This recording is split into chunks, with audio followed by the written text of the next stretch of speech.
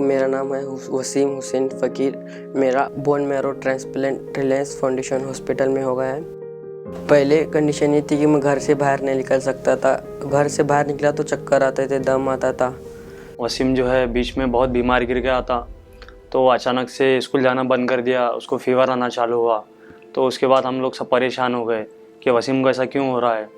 तो वहाँ से फिर वसीम के फादर ने दवाखाने हॉस्पिटल लेके गए, उसको ले जाके जो उसका ट्रीटमेंट करे, तो पता चला इसका खून वगैरह कम हो रहा है, प्लेटलेट कम हो रहे। तो वहाँ पे डॉक्टर ने सजेशन दिया कि इसको अच्छे बड़े हॉस्पिटल में दिखाओ।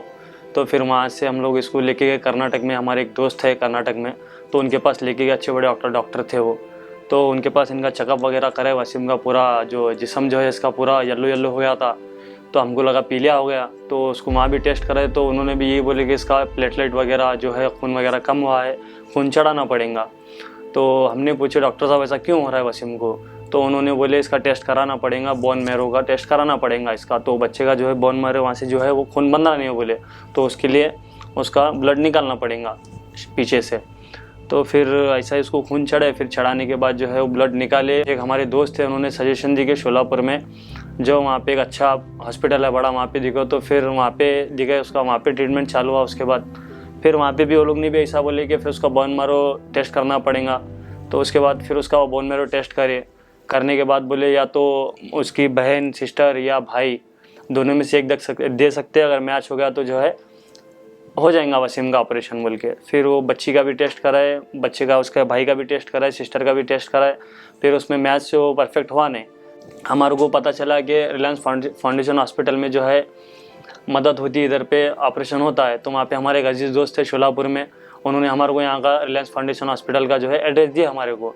तो हम परेशानी में, यहाँ हमारी मुलाकात हमारे बंसल मैडम, श्वेता बंसल मैडम से हुई। Wasim, actually, when he came to us, he was referred to us as a case of pancytopenia, meaning that his blood was not getting formed in the bone marrow.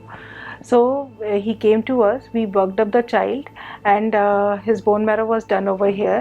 He was designated as aplastic anemia. We did the further workup and we did not find any bone marrow failure syndrome, and child was finally diagnosed as idiopathic aplastic anemia. So we explained to the family that the best treatment for this child would be bone marrow transplant. So we did the HLA typing with the parents, and luckily the father was complete match with the child. It was 10/10 match with the father. So we explained to the parents that this will be the best treatment. They were not able to decide it, and they took the child back and they said that they will decide and then they will come to us. फिर बाद में जो है वसीम को 15 दिन में, 8 दिन में, 15 दिन में खून जो है उसको हम चढ़ाते रहते थे। वैसा जो है ये भी प्रोसेस चालू था हमारा। उधर भी क्वारंटाइन की वजह से बहुत परेशानी हो रही थी हमारे को। ऐसा ही सिलसिला चालू हुआ, 8-9 महीने, 10 महीने तक उसको हम लोग खून चढ़ाते रहे। जो भी हमारी जितना भी पैसा वगैरह जो था, हमने सब वसीम के पीछे हमने लगा दिया उसके इलाज के लिए। तो उसके बाद फिर एक दिन आया कि वसीम की जो बॉडी है वो ब्लड लेना एक्सेप्ट करना बंद हो गई। तो उसके नाक में से ब्लड चालू हो गया, कान में से ब्लड चालू हो गया, बाथरूम की जगह से ब्लड चालू हो गया। इतना एकदम क्रिटिकल हालत में आ गया वो। So they were taking blood transfusions in their local place, and they continued with that.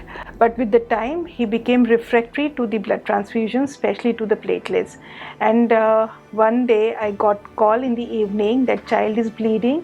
He is having a bleeding from the nose, he is having a bleeding, and he is having a frank bleeding in the urine also.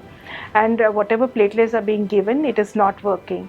So we told the parents to bring the child immediately to the hospital.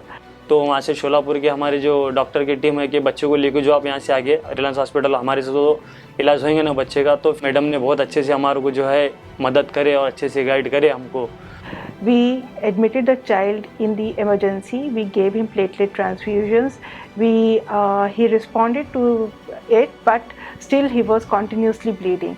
So it was a situation where we had to go ahead with the transplant. We explained the parents everything and we did the transplant for this child. Bone marrow transplant Wasim का जो successfully हो गया एकदम। फिर 27 days के बाद हम लोग फिर यहाँ से चले गए अपने गांव। जाने के बाद फिर वसीम को जो है मेडिसिन वगैरह थे, महीने महीने में ट्रीटमेंट था, ला के बताना था।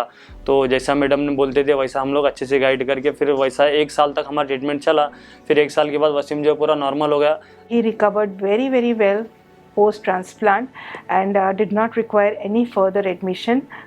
after the transplant. And now he's almost 1.5 year post-transplant. He's almost blood transfusions free. He's doing very well. Now he's going to the college and living his own life as any normal adult child of his age. अल्हम्दुलिल्लाह वसीम अभी अच्छा है